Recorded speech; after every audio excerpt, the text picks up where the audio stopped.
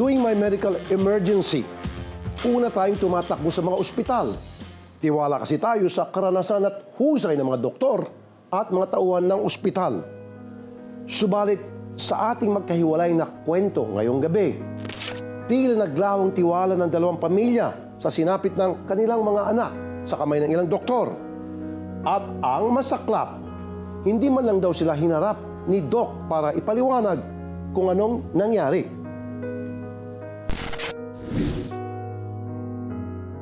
Para sa mga magulang, walang katumbas na ligaya ang makitang malusog at masigla ang kanilang mga anak. Kaya naman, mabigat sa kalooban ang makitang nahihirapan ng mga ito nang dahil sa sakit. So, January 2 po, nagkaroon po ng fever si Daniel yung umaga.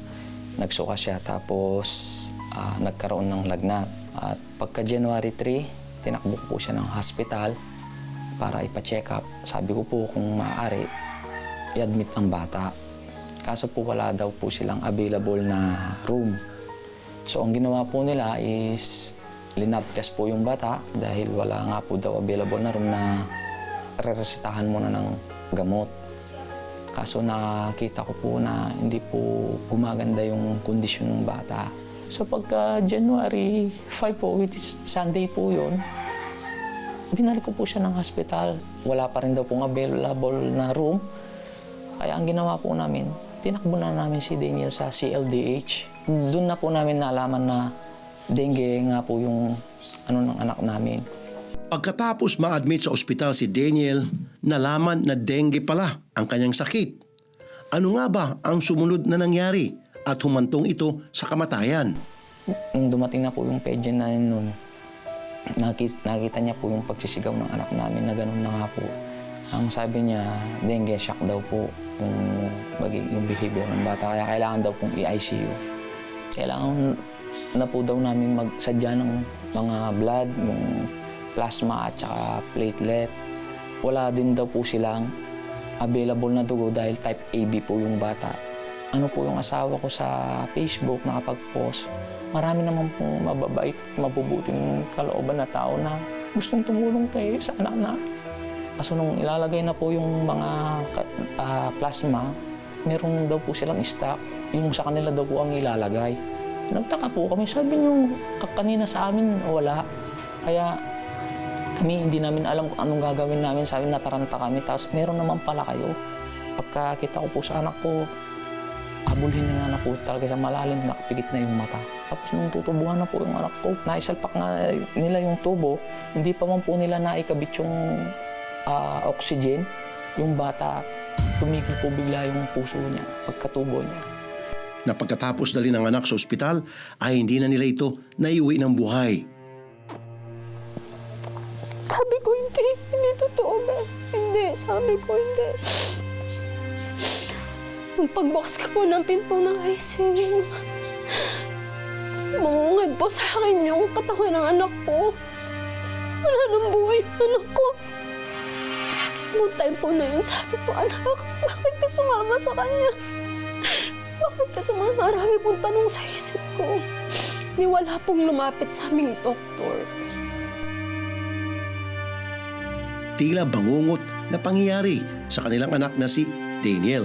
Hindi maipaliwanag ang sakit ang mawala ng anak ayon sa mga magulang ni Daniel. Pero kapag anak mo pala yung nawala, yung sakit hindi mo maipaliwanag. Hindi mo alam kung saan nanggagaling. Para siyang isang sibol na lumalabas lahat ng sobrang sakit. Lahat ng masakit na pwede naming maramdaman, nararamdaman natin.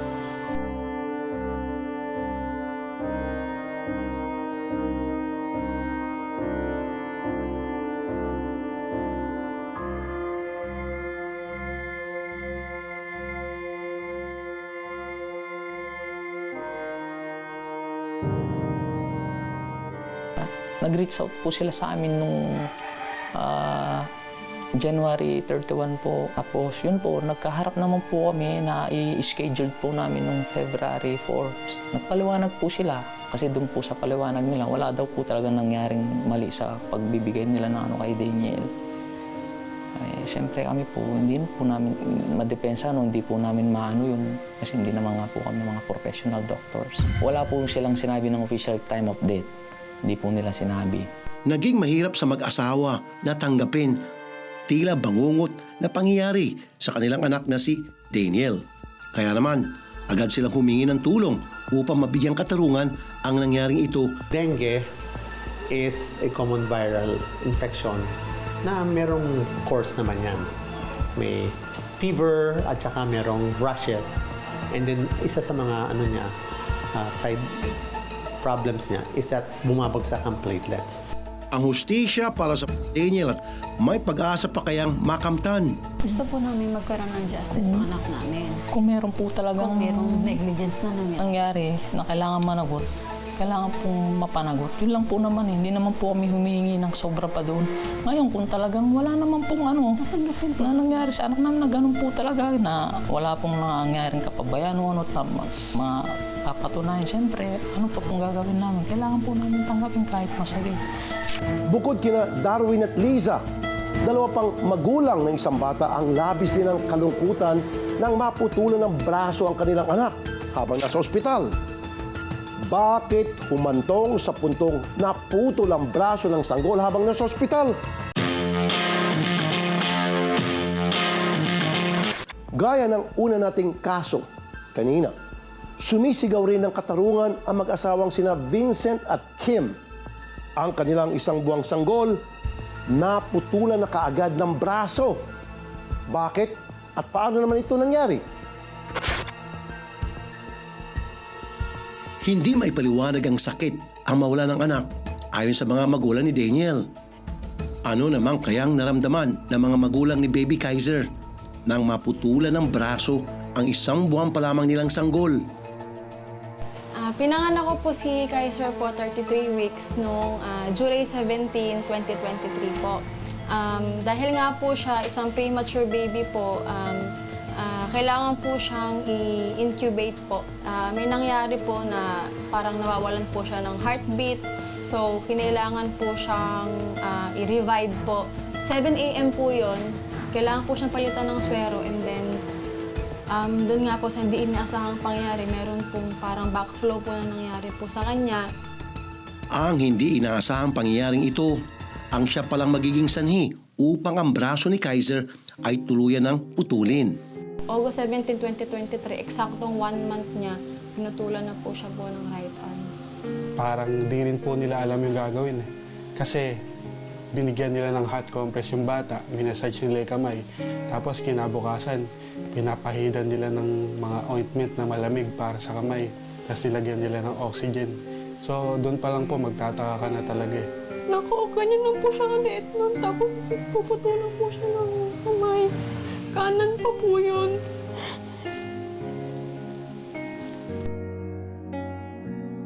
Naging mahirap sa mag-asawa na tanggapin na putol na ang kanang braso ng kanilang anak.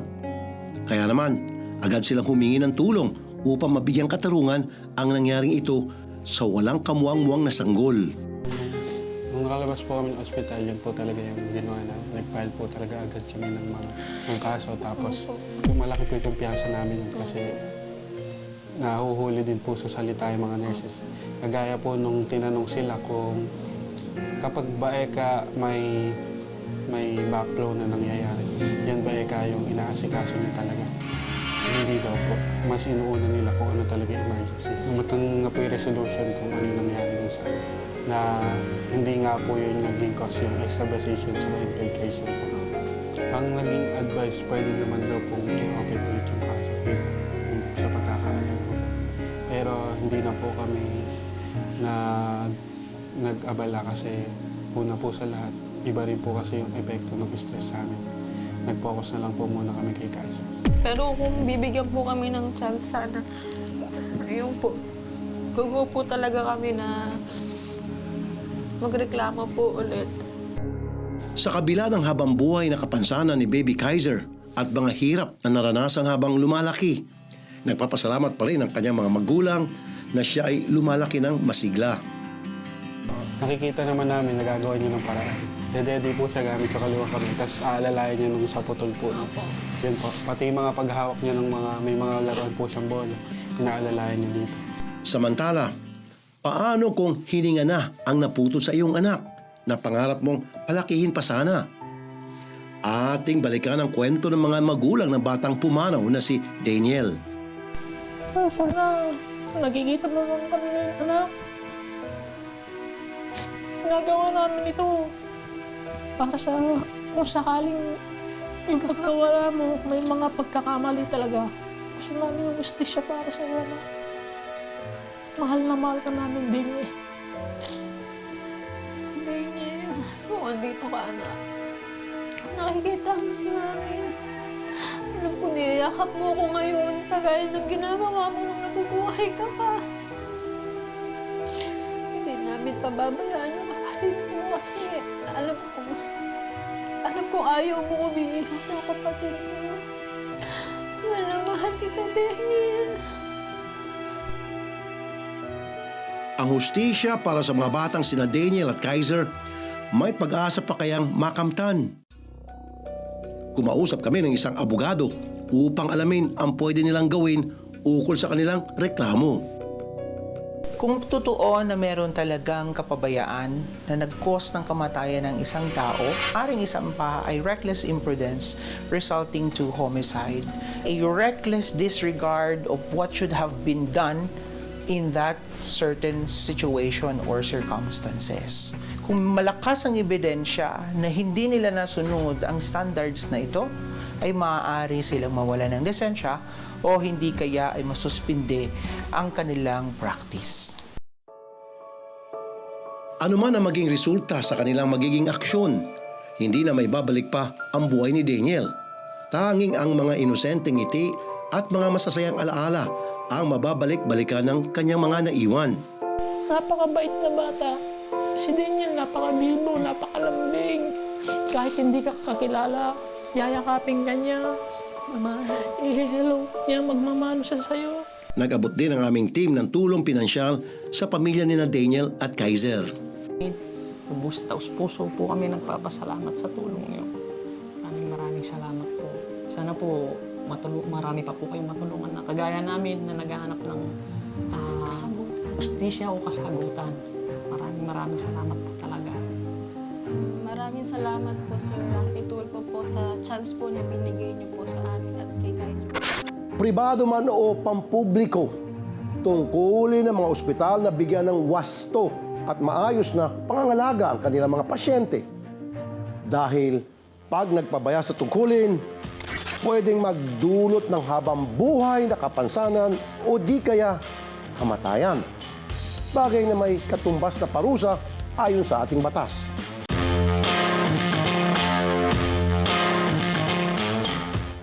Palagi ba kayong late sa inyong trabaho? Kung oo, aba, oras na para magbago. Dahil kung hindi, baka magaya kayo sa sinapit ng isang security guard sa Antipolo. Binaril siya at pinatay ng kasama niyang SG dahil parati raw siyang late sa duty. Ang mga security guard o SG ay nilagay para proteksyonan ang kaligtasan ng mga tao sa kanilang binabantayan. Pero paano na kung ang mismong bantay ang nagiging banta sa buhay at pumatay ng kapwa niya security guard? Sundan natin ang malagim na kwentong ito. February 3, 2025. Inakala ni Annette na pangkaraniwang araw lamang ito ng kanyang asawang si Jeremy sa trabaho. Ito na pala ang huling araw na makikita niya itong buhay. Isang mapagmahal na asawa at ama. Ganito kung ilarawan ni Annette si Jeremy. Kaya nang inaya siya nitong magsimula ng bagong buhay sa Antipolo kasamang kanilang 2 taong gulang na anak, hindi ito naging problema sa kanya. Nung nakilala siya ng papa ko, dahil nga malaki yung katawan niya, matikas matangkad, pinasok siya ng security ng papa ko. Pero ang pangarap nilang bumuo na masayang pamilya, nauwi sa trahedya. Nakatanggap si Annette ng tawag mula sa agency na pinapasukan ni Jeremy. Pinapunta po ako diretso sa agency po. Nabanggit niya po na nabaril nga po siya. Tapos hindi ko po alam na wala na po siya. Doon ko na lang po nalaman sa agency. Hindi matanggap ni Annette ang masamang balita. Kaya agad siyang pumunta sa agency ng asawa. Natid po ko ng agency doon sa sa punerarya, sa sa Binangonan. Pinakita nga po sa akin yung katawan niya. Hindi ako makapaniwala na siya yung nakahiga doon. Nang makarating sa punerarya, dito na nakumpirma ni Annette ang masamang balita. Samantalang ang nanay ni Jeremy walang kaalam-alam sa malagim na sinapit ng anak. Pagdating ko dito, tahimik sila, nag-iiyakan. Tinatanong ko kung anong nangyari, bakit sila umiiyak. Yun, sinabi na niya na patay na daw si Jeremy. Siyempre ma'am, nabigla ako. Hindi ko akalain na yung pag-alis ko na yun ang huling pag-uusap namin. Masakit talaga sa kalooban. Si Jeremy na dapat ay makikipagpalitan lang sa karelyebong si Al Capone ay walang awang pinagbabaril. Si Jeremy, dead on the spot. Yung pagkarating namin doon, mga few minutes from the incident, mga 5 minutes to 10 minutes, wala na po talagang buhay. No? Ayon sa investigasyon ng Antipolo Component Police Station, isang Rock Island Armory 9mm pistol ang ginamit ng suspect na si Al Capone. At mula sa kuha ng CCTV, nakilalang suspect na si Al Capone, 35 anyos na taga Marikina. Hindi na rin nahirapan ang mga otoridad na arestuhin ang suspect dahil kusa itong sumuko. Pagdating namin doon is pacified naman na siya, na-disarm na siya at nakaupo na lang siya. So nung dumating yung kapulisan natin doon, sumuko naman na. Si Nanay Jorlina na mag-isang binuhay at itinaguyod si Jeremy at 5 nitong kapatid, hindi matanggap ang pagkamatay ng mahal na anak.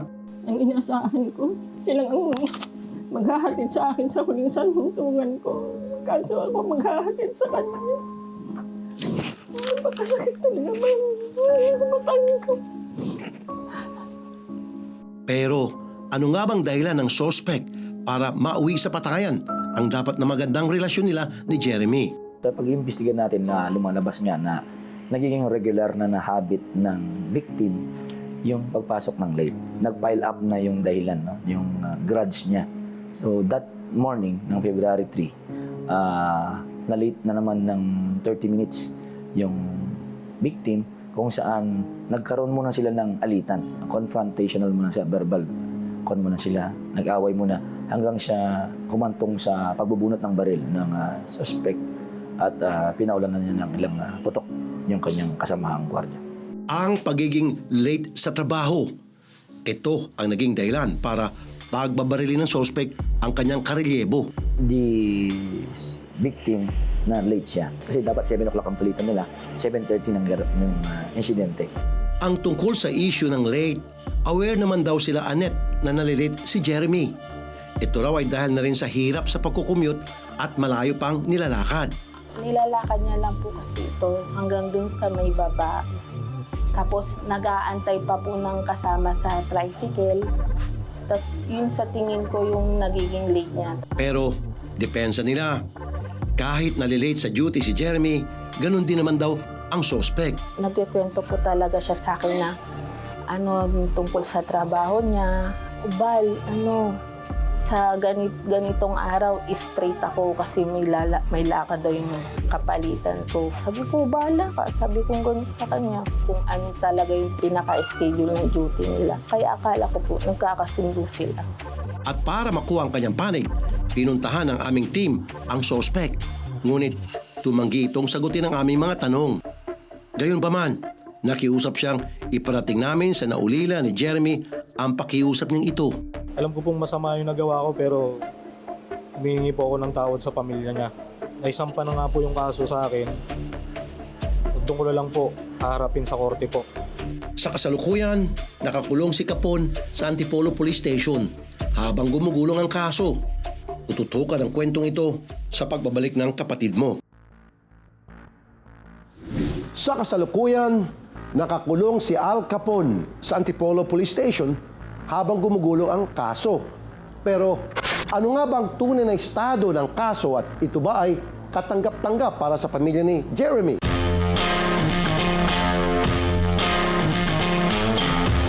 Homicide. Ito ang isinampang kaso sa security guard na si Al Capone matapos niyang barilin ang kapwa niyang SG na si Jeremy. Wala raw kasing malisya o matinding pagpaplano na mapatay ng suspect ang biktima. Bagay na hindi matanggap ng mga kaanak ng namatay na SG. Sa kuwang ito ng CCTV, kitang bigla na lang na marilan si Q ng kapwa si Q sa isang compound ng warehouse sa Antipolo, Rizal. Napatakbo ang mga nasa paligid ng biktima habang namaril Sa pagpatay ng suspect sa kapwa niyang SG, kasong homicide ang isinampa laban sa kanya. Sa amin kasi considered solved na ito, considered case closed na. Kasi nga, nangyari insidente, may aresto na tayo, nakapag-file naman na tayo ng complaint. So, para sa amin, sarado na ang kaso na ito. Hindi naman sumang-ayon sa desisyong ito ang naulilang pamilya ni Jeremy. Ako bilang ina, masakit sa akin ang pagkawalan ng aking anak. Buhay ang kinuha nila. Dapat lang naman pagdusahan nila, sana maging murder naman yung kaso niya, hindi homicide lang. Pero ayon naman sa kwento ng suspect sa otoridad, pinagbabantaan daw kasi ni Jeremy ang kanyang pamilya. Dahilan kaya siya nagalit ng matindi. Nag-aaway daw sila, binanggit ng victim na gusto mo, parang ganito ang pagka-tema niya is, gusto mo pati pamilya mo, damay ko. Parang. So yun yung nag-trigger dun sa suspect para bunutin niya at makikita niya na nangingit-ngit talaga yung galit niya. Nung habang binabaril niya yun, nagsasalita pa siya, wala siyang remorse that time. Ang bersyon ni Capone sa kanyang kwento ay tila hindi naman tumutugma sa pahayag ng isang witness na aming nakausap. Ito ay ang delivery driver na si Jay. Nang tanungin siya kung mayroon nga bang nangyaring sagutan sina Al at Jeremy, ang sagot niya, wala na po nangyari na gano'n. si Jay daw ay handa ring maging witness para mabigyan ng hustisya ang pagkamatay ni Jeremy. Ako po ay handa maging witness para bigyan po ng hustisya ang pagkamatay ni Jeremy. At upang mas malinawan ang lahat, minabuti namin na ipanood sa isang abogado ang CCTV footage ng pamamaril. Mahalaga nating matutuhan kung ano ba ang nag-elevate ng isang homicide para ito ay maging murder. Number 1, evident premeditation. Pinagplanuhan ng tao ang kanyang pagpatay. No? From the moment that he had the decision to kill the person, tapos there is an appreciable time, mayroong time na lumipas. No? Tapos, doon sa time na yon, okay, na dapat sana, okay, nagbago yung kanyang desisyon, ay itinuloy pa rin niya yung kanyang masamang balakin. At in-execute niya ito. Number 2, treachery. Abay, biglaan na lamang, walang kaabog-abog, no? Nagulat na lamang yung tao, pinatay na siya. Another example is augmenting the, pinapahaba yung pagdurusa ng tao. Halimbawa, hindi pa niya pinapatay, hindi pa pinapatay ng perpetrator, okay, igugulpihin niya muna, pahabain niya ang sakit na nararamdaman ng tao, saka niya papatay. Sa kasong ito, pinaliwanag ng pulisya na sa bawat krimen ay may tinatawag na elemento at hindi raw papasok yung murder sa kaso dahil hindi ito premeditated. Ibig sabihin, hindi siya pinlano. Ito ay bunga lamang ng emosyon. Kasi kung pinlano niyo yun, malamang hindi magkakaroon ng conversation. No? So makikita doon na nagugat lang yung pagpatayan dahil doon sa kanilang awayan. So hindi ito pinlano. Kasi kung pinlano ito, siguro he could do that sa other places. Not doon sa tapat ng CCTV, not doon sa place ng workplace po nila na maraming makakakita sa kanya. Pero kung pagbabasihan daw ang napanood na CCTV footage, naniniwala si Attorney Gozon na ang pagpatay kay Jeremy ay maaaring maging murder. Makikita din natin na hindi nagkaroon ng anumang komosyon sapagkat yung mga tao na naroroon ay ordinary ang kanilang ginagawa. Bigla na lamang binaril ang biktima at nung ito'y natumba na, ay lumipas ang ilang sandali at binaril pa siya ng 2 beses pa.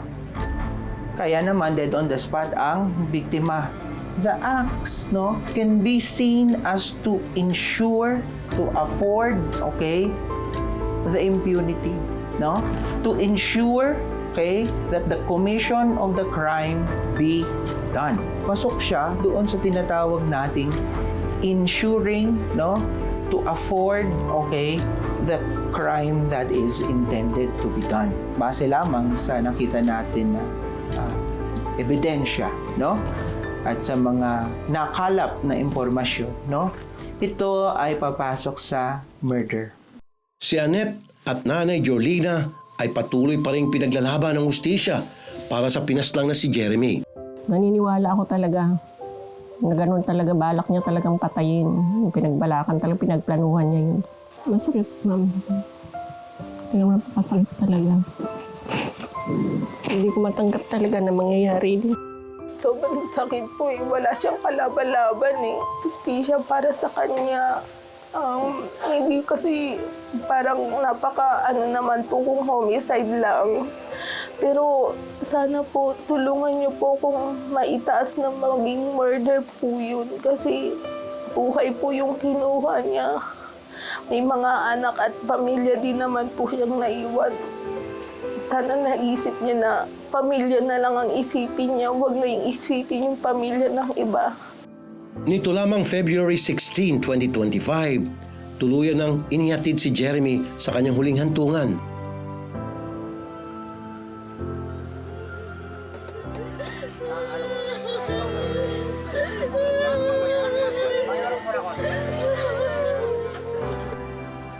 At sa bawat bulaklak na inihagis ng mga nakikiramay, sumisimbolo ito ng ina, anak, asawa at mga kapatid na nawala ng isang mahal sa buhay. Sa isang iglap, nagbago ang buhay ng maraming tao.